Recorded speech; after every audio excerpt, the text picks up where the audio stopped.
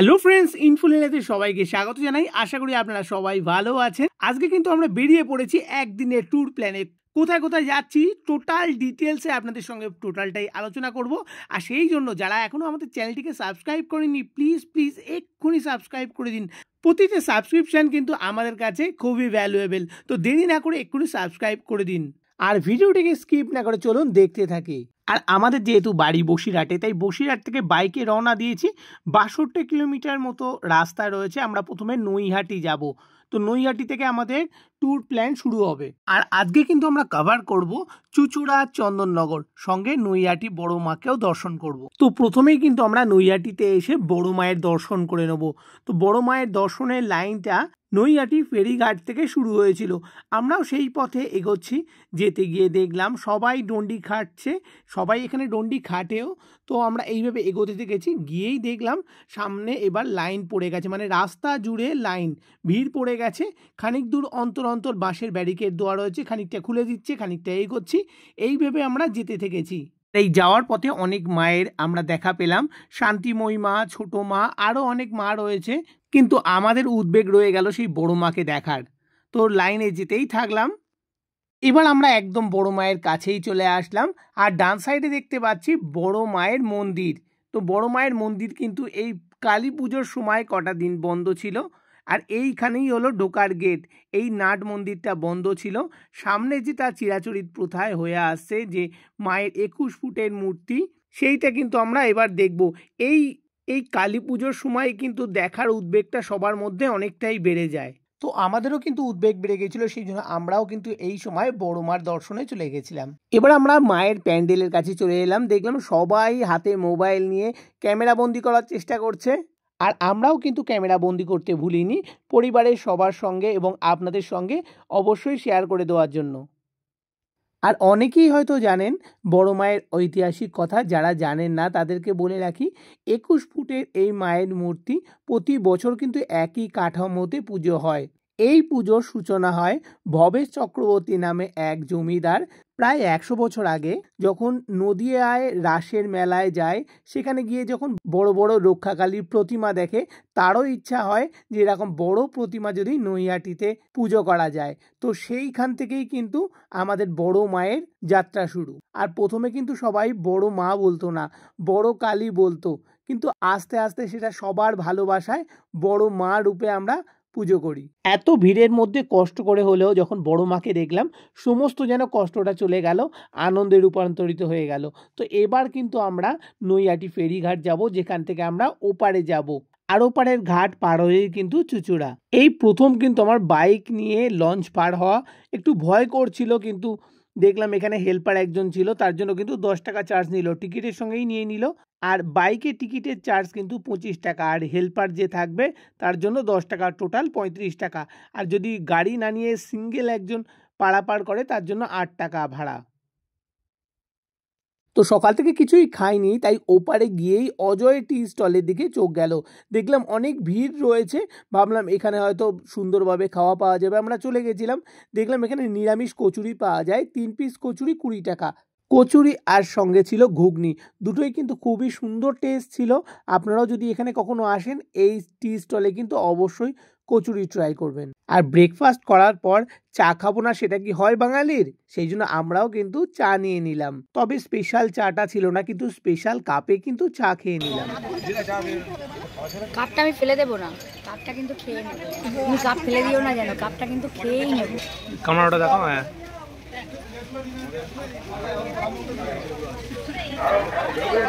Cup আমি খেয়ে নিবি। এবার কিন্তু আমাদের প্রথম গন্তব্য হবে চুঁচুড়ার ইমামবাড়া, যেটি এখান থেকে 2.4 কিলোমিটার একদম ডান দিকে রাস্তা ধরে সোজা চলে যাব। এবার কিন্তু আমরা চুঁচুড়ার ইমামবাড়ায় চলে এসেছি। আর ঢোকার মুখেই দেখতে পেলাম টুইন টাওয়ার, আর মিডিলে একটা সেই পুরনো আমলের ঘড়ি। আমরা এবার ঢুকবো। এন্ট্রি ফি কিন্তু 20 টাকা নিয়েছে। আর প্রতিদিন সকাল 8টা থেকে বিকেল 5টা পর্যন্ত খোলা থাকে। আর শুক্রবার প্রার্থনার জন্য দুপুর 12টা থেকে 1টা পর্যন্ত বন্ধ থাকে। তো ঢুকেই কিন্তু আমরা টিকিট করে নিলাম। পার হেড 20 টাকা করে টিকিট ছিল। আমরা প্রবেশ মূল্য দিয়েই ভেতরে ঢুকে গেলাম। আর ঢুকেই কিন্তু দেখতে পাচ্ছি সুন্দর ইসলামিক স্থাপত্যর কাজগুলো। এবার আমরা টাওয়ারে প্রবেশ করব। দুদিকে দুটো টাওয়ার রয়েছে, একটা ছেলেদের জন্য একটা মেয়েদের জন্য। 152টা সিঁড়ি ভেঙে আস্তে আস্তে আমরা ওপরে উঠতে থাকলাম। আর তারই মধ্যে দেখতে পেলাম সেই পুরনো আমলের ঘড়ি। দেখুন, আপনাদের সঙ্গেও শেয়ার করে নিচ্ছি এই এত সুন্দর দৃশ্যটা। কিছু দূর উঠেই সেই ঘড়ির ঘন্টা দেখা পেলাম, কত বড় বড় ঘন্টাগুলো দেখুন।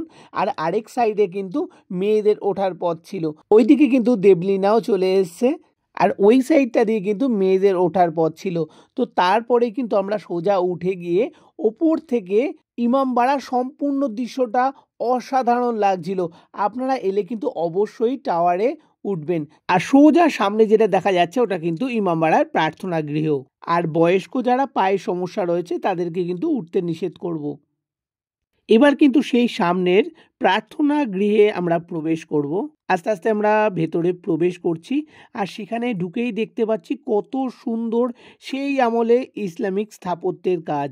এবার কিন্তু আমরা প্রার্থনা গৃহ থেকে বেরিয়েই পিছনের দিকে চলে যাব, মানে ইমামবাড়ার পিছনের দিকে নদীর ঘাটের কাছে। সেখানে কিন্তু আমরা সূর্য ঘড়ি দেখব। আর দেবলিনা কিন্তু ওখানে রেডি ছিল রিয়েল টাইমের সঙ্গে এই ঘড়ির টাইমের মিল আছে কিনা। দেখলাম 11:40 বাজে, তো মোটামুটি কিন্তু প্রায় 12টার কাছাকাছি বাজে। ঘড়িটা কিন্তু সেই রকমভাবে মিলেও গেল, একটু হেরফের রয়েছে কয়েক মিনিটের। তো পরবর্তী গন্তব্যস্থল আমাদের ব্যান্ডেল চার্চ। সেই রাস্তা দিয়ে সোজাসুজি চলে গেলেই চলে আসবে ব্যান্ডেল চার্চ, যেটি 1599 সালে স্থাপিত হয়েছিল। এটা পর্তুগিজ স্থাপত্য। আর এখানে ঢোকার জন্য কোনো প্রবেশ মূল্য নেই। আর এটি কিন্তু প্রতিদিন খোলা থাকে সকাল 8টা থেকে বিকেল 4:30 পর্যন্ত। বন্ধ থাকে মাত্র দুটো দিন, 25শে ডিসেম্বর আর 1 জানুয়ারি। আর ঢোকার সময় ডান দিকে দেখলাম দোকান রয়েছে মোমবাতি যেখানে বিক্রি হয়। আপনারা এই মোমবাতি দিয়ে কিন্তু প্রার্থনাও করতে পারেন। তো আমরা এই পথ দিয়েই প্রবেশ করব। চারিদিকে দেখছি সুন্দরভাবে সাজানো রয়েছে। তারপরে কিন্তু দেখা মিলল জাহাজের মাস্তুল, যেটা ছোট্ট মিউজিয়ামে সংরক্ষিত রয়েছে। আর মাস্তুলের ইতিহাসটা কিন্তু আমি এখানে পুরোটাই দিয়ে রাখলাম, অবশ্যই স্লো করে দেখে নেবেন। আর মিউজিয়ামের ভেতরে রাখা মাস্তুলের পুরো দৃশ্যটাই কিন্তু আপনাদের সামনে তুলে ধরলাম। এবার কিন্তু আমরা চার্চের মধ্যেই প্রবেশ করব। আর দেখুন ওপরে কি সুন্দরভাবে সজ্জিত করা রয়েছে, আর এখানে লেখাই রয়েছে ফাউন্ডেড 1599। তো আমরা আস্তে আস্তে ভেতরে ঢুকে যাব। ঢুকে গিয়েই দেখবো একটা কৃত্রিম পাহাড় রয়েছে যেখানে যীশু খ্রিস্টের মূর্তি রাখা রয়েছে। আর পাশেই দেখলাম একটা জলাশয় রয়েছে যেখানে কিন্তু আপনারা এইরকম ভাবে কয়েন ফেলে উইশ করতে পারেন। তারপরে কিন্তু চার্চে ওপরে ওঠার রাস্তা, আর তার আগে এই জায়গাটা কিন্তু প্রার্থনা ঘর। আপনারা কিন্তু অবশ্যই প্রার্থনা ঘরে একবার ঘুরে আসবেন। এবার আমরা সিঁড়ি দিয়ে কিন্তু আস্তে আস্তে ওপরের দিকে চলে যাব। আর আপনারাও আসলে কিন্তু অবশ্যই ওপরে আসতে ভুলবেন না। আর ওপরেও কিন্তু একটা প্রার্থনা ঘর আছে। আর অবশ্যই এখানে এলে কিন্তু নিস্তবতা বজায় রাখবেন। তারপরেই তার পাশ দিয়ে পিছনের দিকে চলে গেলাম। পিছনের দিকে দৃশ্যটাও কিন্তু অসাধারণ। আর আপনারাও কিন্তু এখানে মোমবাতি দিতে পারেন। আর এখানে কিন্তু অবশ্যই সেলফি নিতে ভুলবেন না। এর পরের গন্তব্যস্থল চুচুড়া ডাচ সিমেট্রিতে, যেটা ব্যান্ডেল চার্চ থেকে 3.9 কিলোমিটার। আমি ম্যাপের পয়েন্টিংটাও দিয়ে দিলাম। আর এটি কিন্তু আর্কিওলজিক্যাল সার্ভে অফ ইন্ডিয়ার আন্ডারটেকিংয়েই আছে। আর এই ডাচ সিমেট্রিটা হলো ডাচদের সমাধিস্থল। আর এটি নির্মিত হয়েছিল 1800-1900 খ্রিস্টাব্দের মধ্যে। আর এই স্থানে আসলে এখানে কিন্তু কোনোভাবে পিকনিক করা যাবে না। আর এখানে দেখতেই পাচ্ছেন সমাধিস্থল রয়েছে, বিভিন্ন ক্যাটাগরি ওয়াইজ আলাদা করা রয়েছে, বুঝতেই পাচ্ছি। সব কিন্তু নাম সাল খোদাই করা রয়েছে। কিছু কিছু বোঝা যাচ্ছে, কিছু কিছু বোঝা যাচ্ছে না, কারণ এতটাই পুরনো তাই। তাও এখানে দেখতে পাচ্ছি 1700 খ্রিস্টাব্দেরও কিন্তু স্থাপত্য রয়েছে। তাহলে এটা 18 শতক বা 19 শতকের মধ্যে নয়, তার আগেই কিন্তু এটা নির্মিত হয়েছিল। এরপরে আমাদের নেক্সট গন্তব্যস্থল সুসান্না আন্না মারিয়ার সমাধিস্থল, যেটা ডাচ সিমেট্রি থেকে 2.1 কিলোমিটার। আমি ম্যাপেও দিয়ে দিলাম। এবার আমরা সেখানে যাব, তার ইতিহাস সম্বন্ধেও কিন্তু জানবো। এই সুসান্না আন্না মারিয়া স্মৃতিসৌধটি তৈরি হয় 1809 সালে। এটি একটি ইন্দো ইউরোপিয়ান স্থাপত্যের নিদর্শন। তিনি প্রথমে বাংলার ডাচ ডিরেক্টর পিটার ব্রাইসকে বিয়ে করেন। তারপরে তিনি ব্রিটিশ ব্যবসায়ী থমাস ইয়েটসের সঙ্গেও বিয়ে করেন। এই নিয়ে তার 7টা স্বামী ছিল। এই জন্যই তাকে সাত সাহেবের বিবি নামেও পরিচিত। এইখানেই তার সমাধি দেওয়া রয়েছে, আর ওপরে একটি ব্রোঞ্জের ঘণ্টা ছিল যেটি এখন আর নেই। আর লোককথায় শোনা যায় তিনি প্রচণ্ড দানশীল ছিলেন, তাই জন্য গ্রামের মানুষরা কিন্তু তাকে রানীমা হিসাবে ডাকতেন। নেক্সট এবার আমাদের গন্তব্যস্থল চন্দননগর। চন্দননগরেও কিন্তু অনেক কিছু দেখার আছে, ঠিক এখান থেকে 3.3 কিলোমিটার দূরে। আর চন্দননগরে কি কি দেখার আছে? Chandannagar Ranighat, Chandannagar stand, Chandannagar sacred heart church, Nandadulal temple, Patalghar, duplex palace বা ডুপ্লেক্স মিউজিয়াম। তো এক এক করেই সব জায়গায় আমরা যাব। আর চন্দননগর কিন্তু বিখ্যাত জগদ্ধাত্রী পুজো ও ফরাসি স্থাপত্যের জন্য। আর এই চন্দননগরেই ফরাসি উপনিবেশ গড়ে উঠেছিল 1700-1800 খ্রিস্টাব্দে। বলতে বলতে আমরা কিন্তু চলে এসেছি চন্দননগর ঘাটে, মানে রানীঘাটে। আর এখানে এসে এক অপরূপ সৌন্দর্য দেখলাম। এক সাইডে নদী, এক সাইডে রাস্তা, আর সাইডে সুন্দরভাবে বাঁধানো রয়েছে, পার্ক রয়েছে। সবাই কিন্তু চন্দননগরে এলে এই জায়গায় কিন্তু সময় নিতেই হবে। আর যে কটা ঘোরার জায়গা বললাম চন্দননগরে, সব কটা কিন্তু এই চন্দননগর ঘাট থেকে একদম ঢিলছোড়া দূরত্বে। আপনারা কিন্তু হেঁটেও সব কটা জায়গা ঘুরতে পারবেন। আর এখানে দেখতে পাচ্ছি ফেরিঘাট আছে। এই ফেরিঘাটটাই কিন্তু ওপারের জগদ্দলের সঙ্গে কানেক্ট করে। আর এখানে কিন্তু একটা কালী মন্দিরও আছে। একটু সামনে গিয়েই চন্দননগর মহকুমা আদালত, যেটি 1878 সালে স্থাপিত হয়েছিল। এটাও কিন্তু ফরাসি স্থাপত্য। সামনে একটু এগিয়ে গিয়ে চন্দননগর থানা, চন্দননগর কলেজ, এটাও কিন্তু ফরাসি স্থাপত্য। 1862 সালে কিন্তু এটি নির্মিত হয়। সামনে একটু গিয়েই নদীর ধারে দেখতে পেলাম চন্দননগর ঘাট, কি সুন্দরভাবে সাজানো দেখুন। অবশ্যই কিন্তু আপনারা এলে এইরকম জায়গায় কিন্তু ভিজিট করতে ভুলবেন না। কি সুন্দর হুগলি নদীর সামনে ঘাটটার সৌন্দর্যটাই আলাদা। এবার একটু সামনে গিয়েই ডান দিকেই দেখতে পেলাম ডুপ্লেক্স প্যালেস বা ডুপ্লেক্স মিউজিয়াম। তৎকালীন ফরাসি গভর্নর জোসেফ ডুপ্লেক্সে এটি হাউস ছিল। কালাক্রমে এটা কিন্তু মিউজিয়ামে পরিণত হয়। ফরাসি উপনিবেশে 250 বছরের ইতিহাস কিন্তু এখানে সুন্দরভাবে সুরক্ষিত রয়েছে। আর এটা কিন্তু কালচারাল ইনস্টিটিউট, মানে ফরাসি ভাষা শেখানো হয়। আমরা যদিও গিয়ে খোলা পাইনি, তাই কিন্তু ভেতরের ভিডিওটা দেখাতে পারলাম না, কারণ এটি সকাল 11টা থেকে 5:30 অবধি খোলা থাকে। আর থার্সডে আর স্যাটারডে বন্ধ থাকে। প্রবেশ মূল্য 20 টাকা। আচ্ছা, মিউজিয়ামের মধ্যে কি কি রয়েছে দেখার? মিউজিয়ামের মধ্যে আপনার এটা ডুপ্লে প্যালেস তো, হ্যাঁ, ফ্রেঞ্চ আমলের সব জিনিসপত্র, আসবাবপত্র রয়েছে, কিছু আমাদের সব জিনিসপত্র রয়েছে। আচ্ছা আচ্ছা। ফ্রেঞ্চ আমলের তখনকার দিনে ম্যাপ, তখনকার দিনে যারা আপনার আসবাবপত্র ব্যবহার করার জিনিসপত্র, খাট, ডুপ্লে খাটটা। আচ্ছা, এটা গভর্নর হাউস ছিল। এটা ফ্রেঞ্চ আমলের, এটা ফ্রেঞ্চ কলোনি ছিল তো, এইটা গভর্নর হাউস ছিল। Governor house.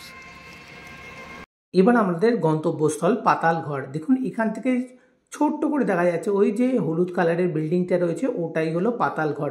এবার ওর কাছে গিয়ে পাতালঘরটা দেখাবো। এটাই হলো সেই পাতালঘর, যেটা 200 বছরেরও পুরনো, যেখানে ঈশ্বরচন্দ্র বিদ্যাসাগর, রবীন্দ্রনাথের পদধূলি পড়েছিল। আর এই পাতালঘর নাম শুনেই বুঝতে পারছেন পাতালে আরেকটি ঘর আছে। আর যেহেতু এটা প্রাইভেট প্রপার্টি, ঢোকা কিন্তু নিষেধ ছিল, আর কেউই ছিল না, সেই জন্য আমরাও কিন্তু ঢুকতে পারিনি। বাইরে থেকে কিন্তু পাতাল ঘরটার দৃশ্য আপনাদের দেখাবো। আপনারা এখানে গেলে নিজেরাও কিন্তু দেখতে পারবেন যে পাতালের ঘরটা কিভাবে দেখতে পারবেন, আমি ওখান থেকে দেখিয়ে দিচ্ছি। তার জন্য কিন্তু রাস্তা বরাবর বিল্ডিংটির আগে, মানে বিল্ডিংটির পিছনের সাইডটায় চলে যাবেন। এইভাবে এখান থেকে দেখা যাবে যে নদীর যে দিকটা রয়েছে, এখানটা অনেকটা নিচু রয়েছে রাস্তা থেকে। দেখুন নিচে আরেকটা ঘর বোঝা যাচ্ছে। আমি সামনে থেকেও দেখাচ্ছি, দেখুন নিচে আরেকটা ঘর, রাস্তা সোজাসুজি যেটা রয়েছে। আর এই নিচের ঘরটা কিন্তু আরও নিচে, দেখতেই পাচ্ছেন নিচের একটা ঘর রয়েছে, তারও কিন্তু একটা দরজা রয়েছে। তার সামনেটাও আমরা যাব। আর আমরা আরও একটু আগে থেকে যে পার্কের রাস্তাটা নেমে গেছে, এই রাস্তা দিয়ে নেবে এই পথ দিয়ে সোজা চলে যাওয়া যায় পাতালঘরে একদম দরজার কাছে। অ্যাকচুয়ালি ঘরটা কিন্তু ওপরের ওইটা, কিন্তু নিচে আরেকটা ঘর দেখতে পাচ্ছি আমরা। এবার আমাদের নেক্সট গন্তব্যস্থল হলো স্যাক্রেড হার্ট চার্চে। দেখতেই পাচ্ছেন চার্চটা কতটা সুন্দর রয়েছে। আপনারা এলে কিন্তু অবশ্যই এই জায়গাও ভিজিট করতে ভুলবেন না। এটি স্থাপিত হয়েছিল 1691-তে। তবে যদিও আমরা গিয়ে কিন্তু ঢুকতে পারিনি, কারণ নির্দিষ্ট টাইম আছে, সেই টাইমের চার্টটাও আপনাদের দিয়ে রাখলাম। আর অবশ্যই টাইম টেবিলটা দেখে যাবেন, তাহলে আপনারা কিন্তু ভেতরে ঢুকতে পারবেন। আমরা কিন্তু ভেতরে ঢুকতে পারলাম না। এবার আমরা চলে আসব নন্দদুলাল টেম্পেলে, যেটা কিন্তু চন্দননগর ঘাট থেকেও একদম কাছে। এই নন্দদুলাল টেম্পেলটি তৈরি হয় 1739 সালে, আর এটি নির্মিত করেন ইন্দ্রনারায়ণ চৌধুরী। আর এই মন্দিরে আমরা দেখতে পাচ্ছি বাংলা স্থাপত্যের ছোঁয়া। আমাদের কিন্তু এই ঘুরতে ঘুরতে অনেকটাই সময় চলে যায়, লাঞ্চের সময় কিন্তু চলে যায়, বিকেল তখন 4:30 বেজে যায়। তাই আমরা ঠিক করি সুন্দর একটা জায়গায় গিয়ে লাঞ্চ করব। আর তার জন্য চন্দননগরে সব থেকে যদি বেস্ট একটা জায়গা থাকে সেটা হলো জলশ্রী। এটা হলো পশ্চিমবঙ্গ সরকারের দ্বারাই পরিচালিত। আর এর একটা বিশেষত্ব আছে যে বোটের মধ্যে গিয়েই লাঞ্চ করতে হবে। আর এই অ্যাম্বিয়েন্সটা এত সুন্দর, আপনাদেরকে সাজেস্ট করব চন্দননগরে গেলে কিন্তু এই জায়গায় লাঞ্চ করতে ভুলবেন না। যদিও এখানে প্রাইস একটু বেশি লাগলো, কিন্তু এত সুন্দর অ্যাম্বিয়েন্সে লাঞ্চ করার মজাটাই আলাদা। কি সুন্দর বোটের মধ্যে, একদম জলের ওপরেই, কোনো সাজানো আলাদা কিছু নয়, এটা একদম রিয়েল বোট। তাতেই কিন্তু এত সুন্দরভাবে ডেকোরেশন করে সমস্ত খাওয়া দাওয়ার ব্যবস্থা করেছে। আপনারাও কিন্তু অবশ্যই এই জায়গা ভিজিট করবেনই। আর বিকেল 4:30 থেকে একটা কম্বো অফার চলে, আমরা সেই অফারের মধ্যেই চলে এসেছিলাম। আর এখানে সমস্ত মেনু যে চার্টটা এখান থেকে স্ক্যান করলে আপনারা পেয়ে যাবেন। এখানে রান্না কিন্তু খুবই সুন্দর কোয়ান্টিটিতে, যদিও একদম অল্প দেয়, তবে বললাম ওই এত সুন্দর অ্যাম্বিয়েন্স, সেই জন্য অবশ্যই কিন্তু আসবেন, মিস করবেন না। তো আমাদের কিন্তু এইখানেই একদিনের যাত্রা শেষ হচ্ছে। এবার আমরা বাড়ি যাওয়ার পথে রওনা দেবো। তো আপনারাও এলে কিন্তু এইভাবে টোটাল চুঁচুড়া, চন্দননগর এইভাবে ভিজিট করবেন, দেখবেন একদিনের মধ্যে খুব সুন্দরভাবে আপনারা ভিজিট করে নিতে পারবেন। আর আপনাদের কাছে রিকোয়েস্ট করবো, যারা এখন আমাদের চ্যানেলটিকে সাবস্ক্রাইব করেননি, প্লিজ আমাদের চ্যানেলটিকে সাবস্ক্রাইব করুন, কারণ আপনাদের একটা সাবস্ক্রিপশন আমাদের কাছে কিন্তু খুবই ভ্যালুয়েবল। তো আজকের কিন্তু ভিডিওটা এই পর্যন্তই। ভিডিওটি সম্পূর্ণ দেখার জন্য অসংখ্য ধন্যবাদ জানাই। ভালো থাকবেন, সুস্থ থাকবেন, আর আমাদের সঙ্গে সবসময় থাকবেন। নমস্কার।